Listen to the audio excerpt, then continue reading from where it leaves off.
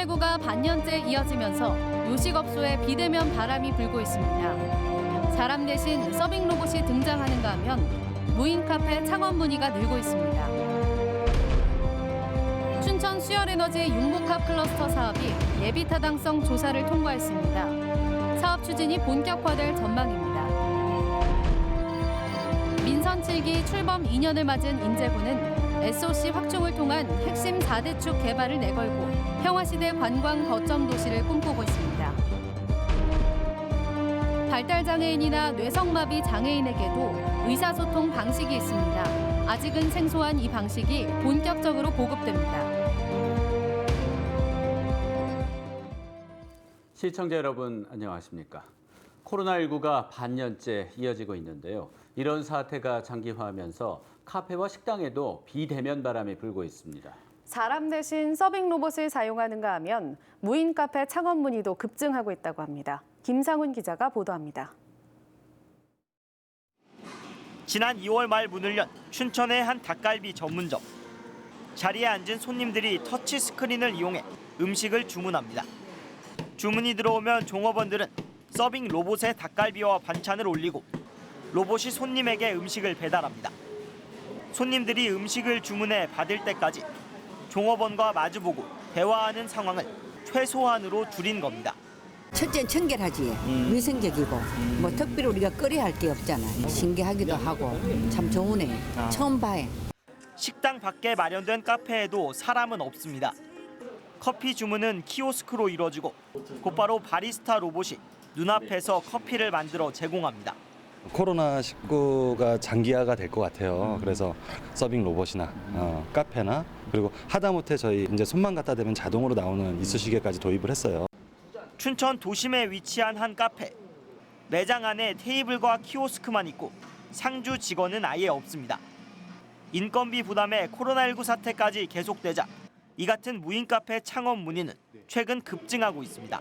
코로나 이후 무인 매장에 대한 문의량은 작년 대비 10배 이상 증가했습니다. 코로나19 사태로 음식점이나 카페 등 우리 생활 곳곳에 비대면 서비스가 더욱 빠르게 도입되고 있습니다. MBC 뉴스 김상훈입니다. 민선 7기 출범 2년을 맞아 마련한 기획보도. 오늘은 마지막 시간으로 최상기 군수가 이끄는 인제군정입니다. 군정 운영 방향으로 고속도로와 철도, 국도망 핵심 4대 축 개발을 내건 인제군은 평화시대 남북 교류 거점 도시를 꿈꾸고 있습니다. 박민기 기자입니다. 인제 토정공무원에서 민선 군수로 옷을 갈아입은 최상기 군수는 평화시대 남북교류 거점 도시를 향해 기반을 다졌습니다.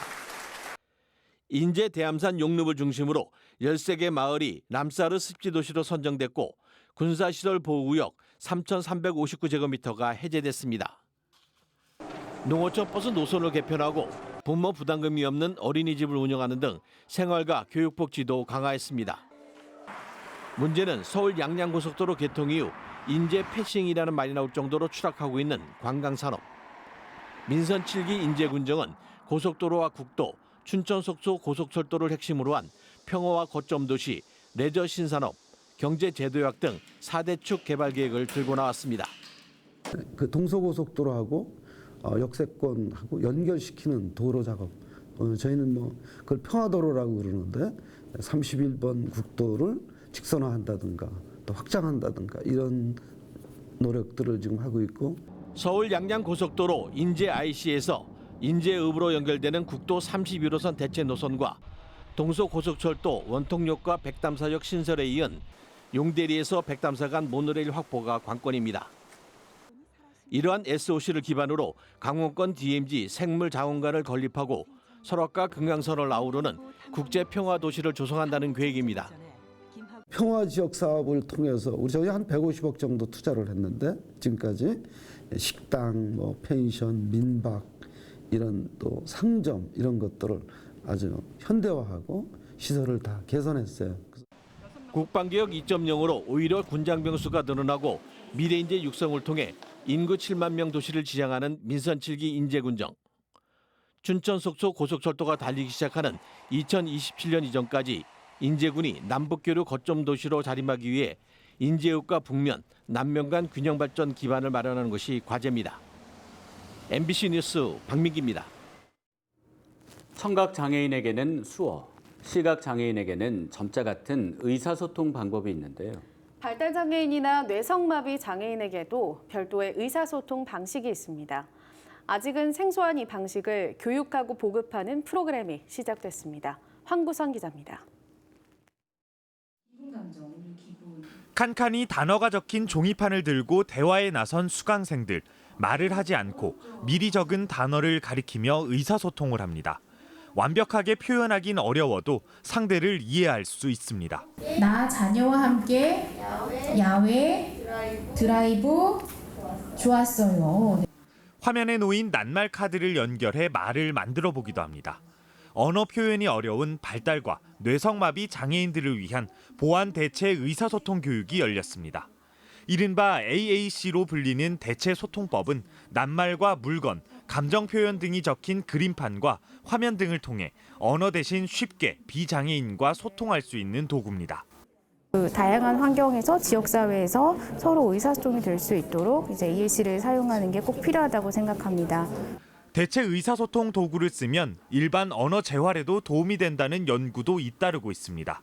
교육에 참석한 특수교사와 언어치료사들은 학교 현장부터 AAC를 도입할 계획입니다.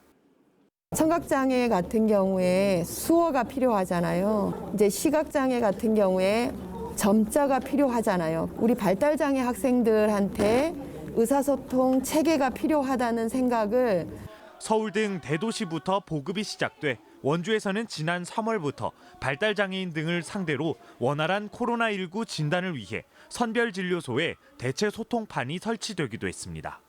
원주 지역 발달장애인 관련 기관은 도내 처음으로 공공기관에 대체 소통 도구를 보급해 나갈 예정입니다. 네, 근본에 보완대체 의사소통 부모교육을 기점으로 원주의 다양한 관공서와 공공기관에 보완대체 의사소통 존을 만들어가기 위하여 노력하겠습니다. 이를 통해 발달장애인들을 위한 지역사회 맞춤형 보호 기틀이 마련되면 취업과 사회생활 등 자립도 가능하도록 민간 영역에도 AAC를 확대할 전망입니다.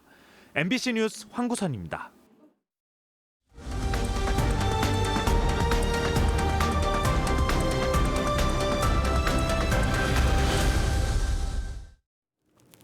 강원도교육청 김진수 부교육감이 고1 무상교육 조기 실시와 관련해 강원도 의회와 빚은 갈등에 대해서 공식 사과했습니다.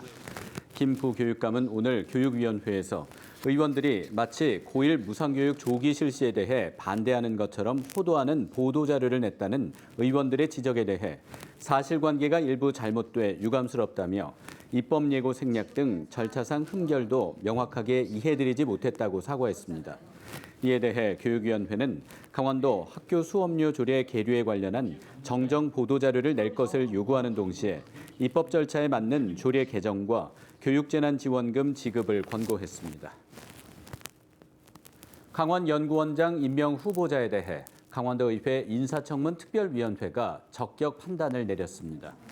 지난 10일 박영일 강원연구원장 후보자에 대해 인사청문회를 개최한 도의회 인사청문특위는 오늘 적격 의견을 담은 경과보고서를 채택했습니다. 특위는 부동산 투기 의혹에 대해 후보 본인이 소명한 데다 논문 표절 논란은 검증에 시간이 걸리는 만큼 결과를 지켜보겠다고 밝혔습니다. 강원도는 수열에너지 융복합 클러스터 사업이 예비 타당성 조사를 통과했다고 밝혔습니다. 강원도에 따르면 한국개발연구원이 실시한 예비 타당성 조사 결과 비용 대 편익 비율은 1.49, 종합평가에서는 0.56으로 나와 경제성과 사업 타당성이 매우 높은 것으로 조사됐습니다. 수열에너지 융복합 클러스터 사업은 대통령 공약 사업으로 소양강댐의 냉수를 냉난방 에너지로 활용해 기업 유치를 통한 양질의 일자리 창출 사업입니다. 이 사업은 강원도와 춘천시, 한국수자원공사가 공동으로 시행하고 있습니다. 강원 북부산지에 호우주의보가 내려진 가운데 밤사이 산지를 중심으로 많은 비가 내리겠습니다.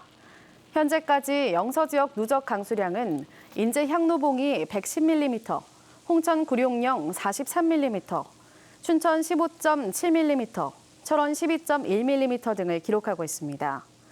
오늘 밤부터 내일 아침까지는 중북부 산지에 시간당 20mm 안팎의 강한 비가 내리겠고 영서 지역에도 내일 오후까지 10에서 50mm의 비가 더 내리겠습니다. 춘천 기상대는 산사태와 교통안전에 각별한 주의를 당부했습니다. 올해 들어 도내에서 거래된 아파트 10채 중 3채꼴로 강원도 밖의 거주민들이 사들인 것으로 나타났습니다. 부동산 정보 서비스 업체 직방의 아파트 매매 분석 결과에 따르면 지난 1월부터 5월까지 강원도의 거주민이 사들인 아파트는 도내 전체 매매 아파트의 28.5%를 차지했습니다. 이는 수도권을 제외한 전국 시도 가운데 세종과 충북, 충남에 이어 4번째로 높은 순입니다.